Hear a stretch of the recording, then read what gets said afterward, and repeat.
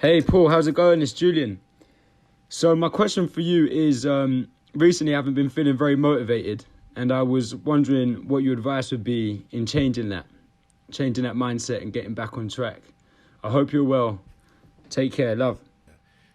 This is such a great question, right? So first, shout out Julian, man, South London representing. But the reason why this is such a great question is because we all have this issue from time to time, right? There's no one that is immune to not feeling, or should I say, immune to not being motivated at some point in their life. And what's interesting to me about this question is that this is one of those questions where you think you could just go to Google. You know, Google knows everything. Actually, Siri told me that Google knows nothing. But you could go to Google, right, and just Google the answer. I tried to Google the answer to how to stay motivated, and I'll tell you what I've read, at least on the first 5 pages, I'm not necessarily down with. I think there are other ways, more effective ways, and I want to break this down. And so let's first begin with what does motivation even mean? Like, what does it actually mean? And an analogy that I love around motivation is, and this is one that I use with my boys all the time, is let's say that I placed a bag of money on a hill, but this hill is 300 miles away. Now, let's talk about 300 miles real quick, all right? That's, if you're in London, Julian, that's the distance, almost the distance between London and Paris, right? If you're here in Washington, D.C. right now where we're filming, that's like D.C. to New York. So 300 miles is a long way. Now, what I want you to do is you're not getting on a bus. You're not getting on a, e-scooter. You're not getting in a car. You have to actually travel those 300 miles on foot. So that's going to take you days. You're going to go through dangerous terrain. You don't know who's out there, right? Who's going to, try to set you up, mug you, do all kinds of we're going to New York, right? It's crazy, right? Don't go through Brooklyn or the Bronx, right? So it's one of these where 300 miles could be very dangerous. Now, how does this, even touch on motivation? All right, so the bag of money that's on the hill, that's your goal, okay? Your idea, your thoughts on how you're going to maneuver through those 300 miles, through all that dangerous territory, what you're going to do at night, where you're going to sleep, all of that stuff, that's your plan. If you take a plan and you match it with a goal, that is strategy. And let's just pause on that real quick, because if you ask most people what does strategy mean, they can't even tell you that. Now, strategy is when you have a plan and you have a goal. So right now we've got strategy. So I know Julian's like, well, Paul, I didn't ask you about strategy, man. I asked you about motivation. This is what motivation is. If I were to stop you, Julian, at any point along that journey and say, why? Why are you going after the money? Why are you sleeping out here in the cold? Why are you fighting off these attackers, right? Why are you still walking when you're hungry and you're thirsty? The answer is your motivation. It's your willingness to keep going towards your goal. That's what your motivation is. And my commitment to you is this. This is my word. You will never be able to reach a goal unless your motivations are bigger than the dangers along the way, right? Than the impediments along the way. And so if we want to talk about the heart of how do we get motivated, to me, it's about what I call the classics. I love classics, man. Classic Adidas shell toes. I love classics. I love classic, the lumberjack jackets, classic design. Like I'm classic. I'm trying to be classic, but I like classics. So I've got this idea around what I call the classics of motivation, the classics of big thinking. This is kind of my classics of mindset. And it's really 3 things. The first is aspiration. Aspiration is what gives you the hope of being able to do something, right? The hope of being able to achieve a goal. That's aspiration. Then the second classic is inspiration. Now, inspiration is the mental process to do something. And the way that I would kind of juxtapose inspiration and motivation is what I said. It's that outside force. It's that why are you doing something? It's pulling you right from the outside. Inspiration is what's driving you from the inside. That's what inspiration is. And then you have instruction. Instruction, I love instruction. It's actually what we're doing right now. Instruction is step by step. How do you work through a process? Now, when you have aspiration plus inspiration plus instruction, what it does is it allows you to believe you could do something, right? Aspiration, hope, inspiration, that driving force from inside, instruction, the step-by-step. When you have those three things, it's magic. It helps you to believe you could do almost anything, right? And once you can believe you can do something, you can achieve something. And when I say believe, I'm not talking about, oh, I think I can. Oh, I think I can do it. I think I can get there. No. I'm talking about, I know I can. Like with the chin up, real stuck up look. Like, yeah, I know I can, right? When you know you can, that then allows you to see possibilities. That allows you to see things differently. And the reason why I talk about this when it comes to motivation is because once you have belief that you can achieve a goal, that's the only way you'll get there. And now, let's specifically talk about how motivation plays a part of this and how you can actually, increase and stay motivated, because that's really your question, Julian. So I'm going to go back to that example, but I'm going to use my example of the bag, right? The bag of money 300 miles away.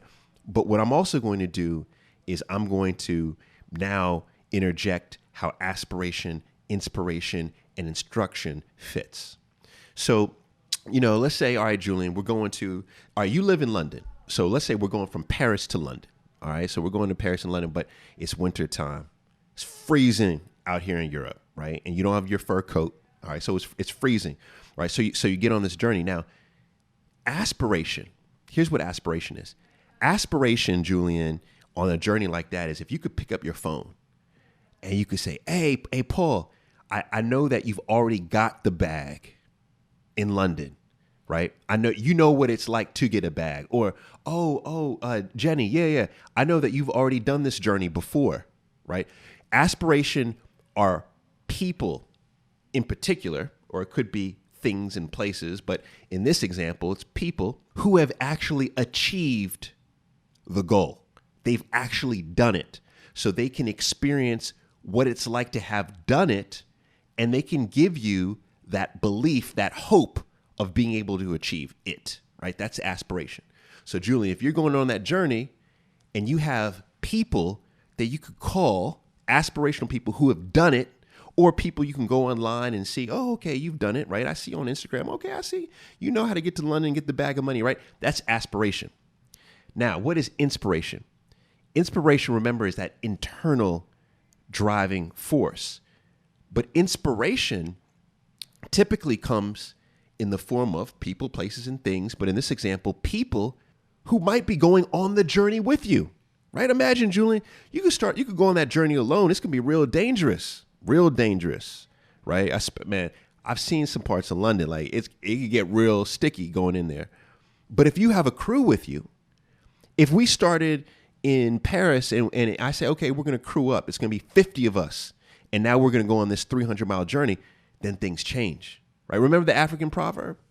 You could run a short distance quickly alone, but the only way to run the long distance and to do it successfully is to do it with a group of people. And yes, I completely butchered that proverb. Somebody's DMing me right now saying, Paul, you really messed that one up. But you know what I'm saying. I'm saying you go long distances with lots of people. So inspiration could come from all of those people. Inspiration could come from you having rewards set up along the way, right? Where you are internalizing saying, okay, every every 5 miles, I'm gonna give myself a Kit Kat. Right, every once I get to every new city, every new country, I'm gonna give myself a luxurious bath. I like a good bubble bath, so that's me. But that's how I would reward myself. But the point is that you want to be able to create things that will help you to internally like drive you, right? People, places, and things. And then lastly, instruction. Instruction doesn't get the value that it deserves. But what instruction is all about is saying, all right, look, Julian, I know you're getting ready to go on this long journey. It's 300 miles. What you probably don't know is that once you get 1 mile in, there is a big freaking mountain, a huge mountain. And so in order to go on this journey, you also need to know how to climb a mountain. So let me teach you how to climb a mountain, right? There's going to be a fall, 50 miles in. You're going to have to know how to climb up a falls, right? Which, by the way, I'm a professional falls climber, Dunn's River, Jamaica. But, you see the point, right? The point here is that instruction is that step by step. And once you have that, so imagine now you're Julian, okay? And you have all this aspiration, inspiration, and instruction. You have people that you can call that have already done it, right? Have already gotten to the bag. You have the inspiration where you have surrounded yourself with people who are also going on the journey. You're going to reward yourself as you're going along the way. And then you have instruction. You've sat down with people and there's going to be mountains, there's going to be falls. And now you know how to scale a mountain. You know how to, scale a falls. You have all of this. At that point, tell me, how's your belief right now in your possibility of getting to that goal? It's substantially higher than if you didn't have the aspiration, inspiration, and instruction. Now, here's the beauty of this. Here's where I think the magic of the classics and motivation is if you have all those things, Julian, right? If you have all those things, at that point, you're already thinking, I'm going to get the bag. Almost getting the bag is secondary. Getting to the goal, you already know you're getting to the goal. You believe it. I'm getting that bag, right? So you already know you're getting to it. Now, here's the beauty. And here's how it really connects with motivation, is once you already know you're getting to the bag, you begin to think of all of the benefits of getting to the bag.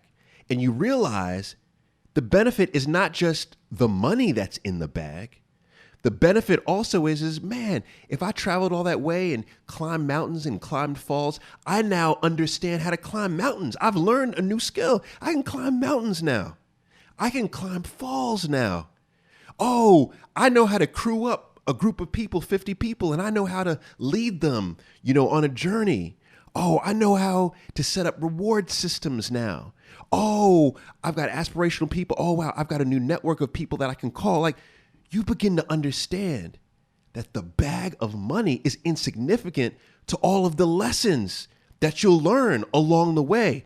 And once you know that, and here's the magic, Julian, that becomes additional motivations. Additional.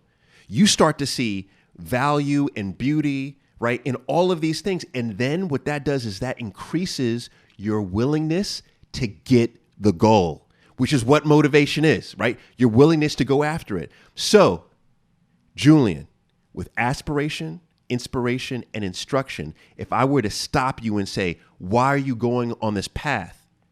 Your answer is going to be completely different than if you didn't have those things. Your answer is going to be because I want to learn how to scale a mountain. I want to learn how to climb a falls. I want to learn how to network with people. I want to learn how to, you're going to have all types of additional answers. In other words, you're going to have all types of additional motivations. So if you want to stay motivated or you want to get motivated, I tell you this, I tell everybody this, get yourself around aspirational people who have achieved the goal that you are looking to achieve. Get around inspirational people who are moving themselves, actively moving themselves towards that goal. And then instruction. Get around people who know the theory. They understand the step-by-step and they can teach you. Aspiration, inspiration, instruction, those are the classics. That's how you stay motivated. Hi, this is Jane calling from Le Havre, France. And my question to you, Paul, as someone who has done multiple ventures, is how would you advise someone who has a lot of ideas, multiple talents, and doesn't know which one they need to do to start off a new business? That's my question. Thanks. Bye-bye. Okay. So, Jane, thank you very much. I didn't catch where in France you're calling from, but I would imagine it's lovely there.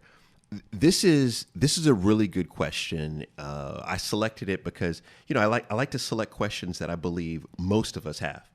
This is a question that I struggled with, and I know many people struggle with because so many of us are idea folks, right? We sit down and we say, "Oh man, I could do this, I could do that, I could do this over here."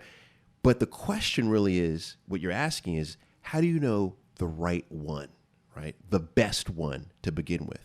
Because we all know that if we focus our efforts on one thing, especially if it's starting a business, especially if you have a full-time job and you're doing it as a side hustle, or even if you're doing it as a full-time endeavor, you need to be focused.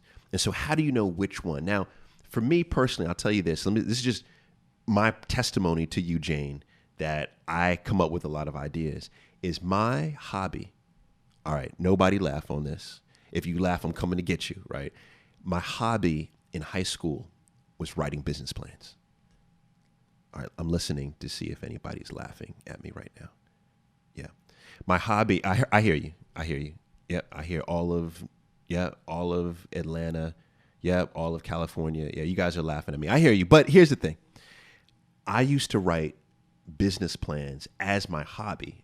And so I would come up with idea after idea after idea after idea. A matter of fact, that Popeye's chicken sandwich right now, that was my idea way back. But I think that what I learned in coming up with all these business ideas was that most ideas we come up with are bad. Like they're terrible. We think they're good. In the moment, we think they're good, but they're terrible. And it's not just my opinion. This is what the market tells us. So if I were to ask you, what's the number one reason why businesses fail? Right? The number one reason why businesses fail, what would you say? Let me wait for it. Okay, I hear you saying lack of money. Okay, I hear you saying bad management, lack of cash flow. Yeah, I hear that. Yeah. All right, so I hear all of that, but those are wrong. Okay, now, those are close. And those are lots of reasons why maybe larger businesses, mid-sized businesses, et cetera, fail. But the reason why startup businesses, entrepreneur, mom and pop, right, businesses fail, number one reason is because of no market need. No market need. Look up Kaufman. They actually did a really good study around this. And they found that most businesses fail because there's no market need. So what does that mean? It means that most of us are coming up with ideas that we think people want, but in actuality, people don't want them. And so when you're sitting down and you're coming up with all of these ideas, what I want you to keep in mind is that chances are people don't want your ideas, at least not enough to pay a premium for them. So you have to ask yourself, what constitutes a great business idea? That is your litmus test. What is a great business idea? And I'm here to tell you my opinion on what's a great business idea. So let's first talk about, well, what is a business person? Like, what is an entrepreneur? What does an entrepreneur do? In my opinion, an entrepreneur is someone who solves problems, period, right? You solve problems as an entrepreneur. But let's break that down. What that means is that in the market, right, the buyers or consumers, right, they will have a problem. There's a problem there. You identify the problem. And as an entrepreneur, boom, you come along and you say, hey, I have an answer to that problem. I'm going to create either a product or I'm going to create a product or I'm going to create a service that's going to solve that problem, right? That's what an entrepreneur does. But we're not just talking about how to become an entrepreneur, because we know most entrepreneurs create businesses that fail. The real question is, how do you become a great entrepreneur, right? In other words, how do you develop a great business? How do you know that that's a great idea, which equates to a great business? Well, it's the same formula, but you look for extremes. So in the marketplace, you don't just look for a problem. You look for a dire problem. You look for severe, I'm talking about, man, I need this. And then in terms of your solution, you don't just provide a solution. You provide a unique, superbly unique, that only someone with your specific set of experiences, knowledge, and insight could come up with. And if you could do that, if you could create a unique solution for a dire problem, score, that's it. That is a business idea worth pursuing. So let me give you an example, right, on this. So you could really see how you could develop uniqueness and really go after pain points when you might not think that you have that ability or those pain points exist. So let's look at two things real quick. Let's look at my matchmaking business. I think this is a good example because in matchmaking, so matchmaking is a profession that's been around forever. Like I'm telling you, like legit, it's the second oldest profession in the world behind prostitution. Right? It's like prostitutes, and then people were like, all right, this fake love is really cool. I want some real love. Let me get some matchmakers. Like that's how it went, you know? So matter of fact, I actually think it went prostitutes, it went matchmakers, and it went teachers. But anyway, matchmakers, old profession. So when I entered the matchmaking space in 2008, 2009, people have been doing this for centuries. How was I able to find a pain point? Well, it turned out that as I was going through the marketplace, and by the way, keep in mind what makes great entrepreneurs too is their awareness of the marketplace, right? Most entrepreneurs that I know, not all, but most of them that are able to really generate great ideas and develop great ideas. What I've noticed about great entrepreneurs, now this isn't all great entrepreneurs, but this is most, is that they don't necessarily have to go down and do all that input, focused studies and deep research and let me, pull out encyclopedias that haven't been around, like figure out what's going. They intuitively know, but that intuition comes from their experiences, right? They've experienced it, whatever it is, enough to know that there's a problem here. Now, for me, if you're listening to this and you have never seen me before, and nothing else gives you this indicator, I am a black man. All right. And so I've been black all my life. And I've been around a lot of black people. My mom was black, right? My wife is black.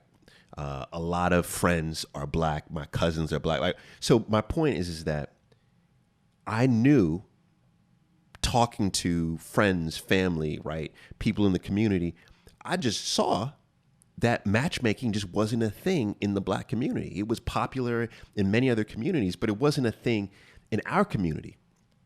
And so it was very clear to see that that same pain point of I would like to be in a relationship with someone else, that same pain point existed, but there wasn't the same types of solutions in our community. But then to go a step further, because remember, it's not just a pain point, but it's the deep pain point. Right around the time when I started, that's when there was a lot of discussion, a lot of content coming out around how people, a lot of women in particular, felt hopeless, right? It wasn't just about not finding someone. It was this belief that the pursuit is not worth it, right? They felt hopeless.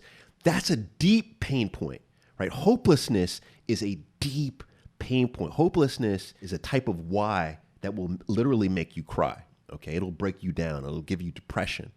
And so that is a deep, dire pain point. Now you pop over to the solution side. Here I was, right? I understood this. I understood the business of all of it. I had already been working on projects that were connected to, matchmaking. And so it was very, I should say, not easy, but it was easier for me with my experiences to have witnessed this pain point and then to develop a unique solution based on all of my experiences. And that was why I believe the matchmaking business was so successful so quick. Like literally out the gate, it was a success. Deep pain point, great solution, unique solution. That's what adds up to a great idea. The overall point here is that every business idea involves two components. There's a pain point in the marketplace and there's a solution. And so your question was, you have many ideas. How do you know which one to pursue? The succinct answer is look for the business idea that has the deepest pain point, but also the business idea where you have a unique set of experiences to provide a distinct solution to that pain point. And then you've got yourself a great business idea. Hi, Paul. This is Akamia from Las Vegas. I want to know why men often have a negative impression of single women, especially once we're no longer in our 20s. I wrote a book called Single That, Dispelling the Top 10 Myths of the Single Woman, and here's why. Today I received a message on a dating site that said, "You're gorgeous. What's your problem?" and sign. I want to know how someone as unique as you is single. That's why I wrote the book, and that's why I'm asking these questions, and I hope you have an answer for me. Thank you. Can't wait to listen to the show. Bye. Oh, wow. This one, all right, Akamia, this is going to be hard because I like to do these answers in less than 10 hours. And this is one where I think I could talk on for a while. But this is, all right, so straight out the gate, let me just say this. This guy has a problem, right? And I'm not actually out here male bashing, but he specifically has a problem. And I'll even say this, is that it's not just men that oftentimes say, oh, okay, if you're over 30, like something's wrong with you, right? There's a lot of ladies that say this. In my matchmaking agency, I would say that a top issue among the ladies that we had was that anytime that we would match them up with a man who appeared to like have it all together, right? The immediate question was, well, what's wrong with him, right? Let's talk about why that is, right? And I'll give you my opinion about why that is, and I think this may shock you, okay? The first is, let's admit that this is an issue of people saying that if you're over a certain age, sometimes it's 30, sometimes it's 35, sometimes now it's even over like 26, 25, that people will believe something is wrong with you if you are not in a relationship. That happens, and it's more prevalent in other countries. And I don't want to country bash, but I have been to many countries where if you're over 27, 28, in particular as a woman, and you are not married, the idea is that you're bad goods, right? Something is wrong. Let's talk about why this is. How did we get here? Because there's science behind this. You know, one of my favorite books, one of my favorite reads around love, the science of love, is actually by David Buss, right? And his book is called Evolutionary. Well, he has lots of books, but one is Evolutionary Psychology. And it's this whole idea of love and how we love, in particular, how we relate to each other socially. It stems back to how we initially interacted with each other way back when we were hunter-gatherers, right? We can't even talk to each other. We're just grunting. What does that mean? I'm hungry. What does that mean? I need sex. Like, they actually would be, Anyway, so the question is like, how did we begin thinking this? So it was really simple. very simple back in the hunter-gatherer days, right? It was about how do we survive? We weren't even thinking about thriving. Like we're in a generation now where it's like, okay, let's thrive. Like I want to live my best life, right? But then it was just like, I just want to live life and not be eaten by this animal over here or not be, clubbed over my head by this person over here. I just want to live. So how did you live? Well, the key to living was it was hunter-gatherers, but the key to living was that you needed to actually be in a community. For example, it was hunter-gatherers in particular because we were hunting and we were gathering. If you were hunting, you could actually bring in more food. You could more successfully hunt if you hunted as a group. As gatherers, you're gathering more resources as a group. People who strayed away from the group died a quick death. So we knew that we had to be together socially, right, as a unit. The next part of that is that it would behoove you to have as many children as possible, right? They will help you with all those things, help you with the hunting, help you with the gathering. The other thing is what procreating does is it helps you and your DNA, et cetera, to live long. So procreating was right up at the top, and it wasn't just only for the feeling of it, right? It was because of the survival. If I have more children, right? If I have a group with me that's my people, right? If I have legacy, I now survive, right? In one fashion or another. And so procreating was very important. So that was key. It was like, let's be, like, you think about Maslow's hierarchy of needs. It's like, all right, let's be safe, let's eat, but then all right, let's get down.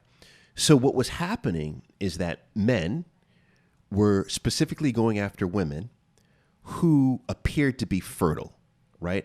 Appeared to be what they considered to be, and we don't have to go through the specifics of it. Maybe we'll save that for another show, but were youthful, right? Who were, and I say fertile, but in essence, it was youthful, because if you were older at that time, which older at that time was just in your 20s, by the way, but if you were older, there was less of a chance that you can actually give birth. So what men did is they went after the youngest kind of fertile women that there were. Women actually liked a man that was a little bit more potent, right? Man that was strong, right? A man, and why? Because that meant that she was going to have stronger children. At least that was the thought, right? That was the idea. So she wouldn't go after the old guy either. The old guy would be off on the corner by himself playing spades. Actually, you can't play spades by yourself, but he'd be off on the corner, shooting dice or whatever, right? And yes, someone's going to say, Paul, there was no dice in hunter-gatherer days. Yes, I know this. That was my attempt at a joke. So the point here is that both women and men wanted younger folks. And that whole idea, that whole notion carried itself going forward to the point where today, depending on where you are in the world, the average age of marriage is between 27 and 33, roughly. So the idea is that if you are over 27 to 33, then there's a potential problem with you because everyone should be married around that age. Now, I'm not saying that's case. That's it's crazy. It's ludicrous, but that's the perception. But the perception came from back in the day, hunter-gatherer days, right? And carried itself through. And we shouldn't neglect what happened in the 1400s, the 1500s, the 1600s, where you needed to have a unit in order to pass down, assets. You needed to have a unit in order to have tax credits. Like, it was financially, it was socially, it was even from a health standpoint, you were always more successful as a couple. So that's really where, that even talks a little bit about the institution of marriage there and how it truly is an institution. So to specifically look at today is where we are today is we have a group of people like this guy who messaged you who are just kind of, they're not modern day thinkers. They're old school thinkers. So you've got a group of those folks. But then you have another group of people. And this is something that I went through deeper in one of my newsletters. But I believe that this thing called attachment theory is major. It's significant to how we relate socially. And it's something that we all need to know how to identify in others, but also identify in ourselves. And just real quick on attachment theory is there's 4 different types of attachments. And these happen when we're younger, right? So with our first loved ones, typically a mother, based on the love that we were given, we all have a particular attachment style, right, that forms from that. And that attachment style then dictates how we relate to other people. Now, there are 4 types, right? One is a secure attachment style. That means, okay, like you got the love that you needed, and now you're secure. So now you relate to people in a very secure way. And by the way, someone who is secure would never say that to you in that message. So this person, that's a flag right there. That person is not secure. So what is that person? Well, there are 3 other types. There's another type that's called the anxious type, right? The anxious type is typically someone who got love, but didn't get love consistently by their loved ones. And now they're anxious, right? They put all of their value in the relationship or in an institution at work, and they have very low self-esteem. This is the type of person who, this is like the woman who would, go to her man and say, are you cheating on me? Please, are you cheating on me? Just tell me, okay, are you cheating on me? And then follow him to work. Are you cheating on me? Tell me and call, are you cheating on me? I know, right? It's this anxious, or all of my values placed in you. So if you're cheating on me, that's going to break me, right? That's that. Or that's the guy that's like, you know what? I love you. I mean, I really love you, right? And he just stalks you, because all of his values placed on you. But that's the anxious personality type. So then you have avoidant attachment style. So this is if you were growing up, right? You're a little, little girl, little boy, and you're not getting all of the love that you need, just some of it, right? So it could be that, you're getting fed, right? That's love, but you're not being held and cared for physically. So something is off, right? You're missing a huge chunk of love. That's the person that grows up, and the way that they start to relate to someone socially is they become avoidant. Now, avoidance, right? Avoidants are folks who are in a relationship, but when the doors are closed, they say, don't talk to me, right? Or let's not touch right now. I really need my space. And that's not just someone who's shy and introverted. I'm talking about someone who says, look, they are avoiding interaction for long periods of time. This is an avoidant person. And then the last attachment style is actually the most dangerous. And this is someone who is both anxious avoidant. So they're called anxious avoidant. This is someone who came from a tumultuous, fierce, fighting, abuse potentially when they were little, and they kind of grow up with both anxious and avoidant. They grow up as both anxious and avoidant types. And so these are the 4 types.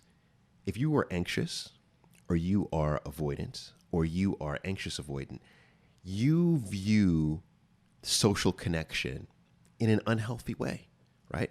You either don't have enough self-esteem, your self-esteem is so high, it's basically narcissism, or you just see relationships or communicating with people as drama, right?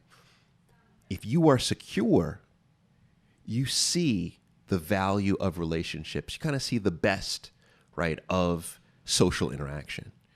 The reason why I bring all of this up is because I didn't want to just say that this guy's crazy, but I want to say that someone who responds to you and says, you're over 30 years old, what's wrong with you? And they truly believe that. They're not just saying it as a joke. If they truly believe that, I believe they typically fall in one of 2 categories. Either A, very old school, archaic, prehistoric type thinking. And that's someone who's not going to be right for you. Or it's someone who has a very unhealthy outlook on relationships. Someone who potentially has an anxious or avoidant or anxious avoidant attachment style. And that person is not the right person to be in a relationship with. So in summary, these folks who tell you this, here's exactly what you do. Hit delete. All right, last question, guys. Last question. And on the last questions, what I like to do is keep them for me, right? So this is all about me right now. So I like to sort through and find out who's asking me a question about me. Yes, my name is Reginald Goggins, and I'm calling from Atlanta, Georgia, North America, United States. And my question is, Paul, I would like to know, what are 2 things in this whole wide world that would bring you joy or make you happy? Again, 2 things. If you could change 2 things, what are those 2 things that would truly make you happy? Thanks again. My name is Reginald Goggins. Have a great day. Bye-bye. All right. I feel like I have to say Mr. Goggins because I heard that nice Southern accent. This was, going through these questions, what I most love about this is the fact that, Mr. Goggins, you asked me for 2 things, right? And I just want to spend a second and say that less is more. I'm going to repeat that, guys. This is in almost everything in your life. I'm telling you, less is more. I am learning this as I'm converting into an all-out minimalist. In my entire lifestyle, I'm moving to minimalism. This concept came about actually in one of my favorite books called Paradox of Choice by Barry Schwartz. And he's the one who coined this phrase, right? Less is more. And when you require someone to say, like, Mr. Goggins could have said, all right, Paul, what are the 16 things that you would change? It would be very easy for me to start rattling off 16. But when he said 2, I got to think about that. I only have 2. Out of all of these things to pick, I only have 2. But here's my thought. Here's my thought. For me, I am a generally happy, pleasant person. Like, I really am. And I think it's because of the affirmations that I do in the morning and at night, and diet and exercise, and not surrounding myself around toxic people, doing positive things. Like, I just came into the studio. I just spent the morning with my grandmother, who is 97 years old. Went to visit her in her retirement home. And, and I do things like that for her, but I also do that for me, right? To connect with my to reconnect with who I am. And I often do that. So long story short is, like, I just want to set that out, that I'm generally, like, happy, right? But you asked me about happier, how to become happier. One thing that I know would drive more happiness for me personally is if I knew I would, and this is interesting. I feel like now I'm in a therapy session, but if I knew I was the best in the world at something, right? That means a lot to me.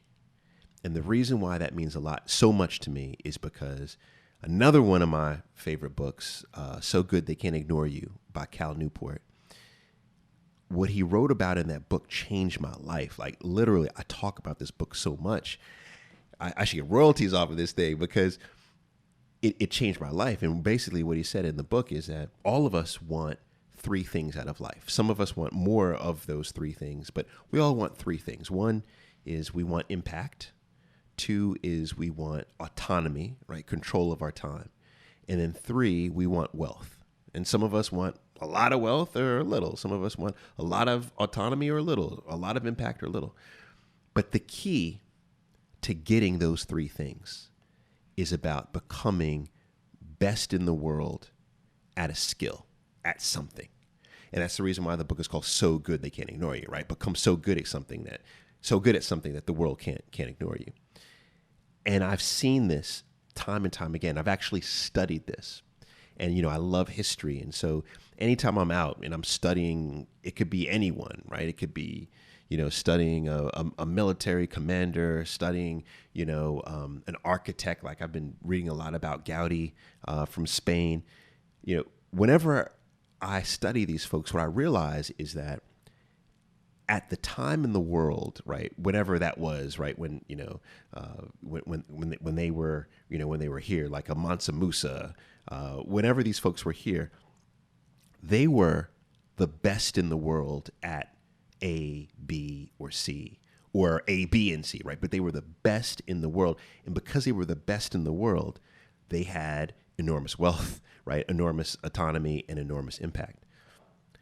I personally am not looking for enormous wealth. I do like money, right? I like money, but it's not that I'm looking for enormous wealth. I also already feel like I have as much control over my time as makes me happy. But what I don't have is the impact that I would like to have, the impact on this world. And so for me, what I realize is, so your question is what would make me happier? I guess what would make me happier is to become best in the world at something, because that would then drive that impact for me. And I feel like I had that at one sliver moment in my life where I became a matchmaker. There was a couple years into matchmaking where I really felt like I was the best matchmaker in the world. And it wasn't just the business side of it. It was the understanding. It was the social connection. It was all of these elements. I felt like I was best. I still consider myself top 10, out of the tens of thousands, but there's some folks out there who I readily admit are better than me. So I'm now looking for something to become best in the world at. And I have a couple of ideas, and actually, this is a hint. Well, I won't even give a hint right now because I also think that it's important to keep some things private to yourself. But I am that's the answer, right? I feel like I need to become best in the world at something that'll help to drive my happiness. And then you said two things. Then the second thing is I would like to see all of the people in my community, right? People who listen to this podcast, people who watch the podcast, people who all of my mentees on the newsletter, all of my mentees in the masterminds, like all my friends, like my community, I want to see them become best in the world at something. Like that's actually the heart of what this podcast, Better with Paul, is all about. Like the idea is, how do you live a better life? But an ingredient to living a better life is also identifying those things that you can master, right? You could become, it's that craftswoman mindset. It's going back to Malcolm Gladwell and Anders Ericsson talking about the 10,000 hour rules. It's about perfecting something. And then through the perfecting of that something, it has a ripple effect, in your life. And so the first thing to make me happier that I like to change is I'd like to become best in the world at something. The second thing is I want all of the people in my community to become best in the world at something. So that is your answer, sir. I hope that that sufficed for you, but that was a brilliant question. So thank you very much. And that is it. I want to thank you for listening, watching the Ask Paul special episode. If you really, really, really, really, really, really, really like this, let me know so we can do more.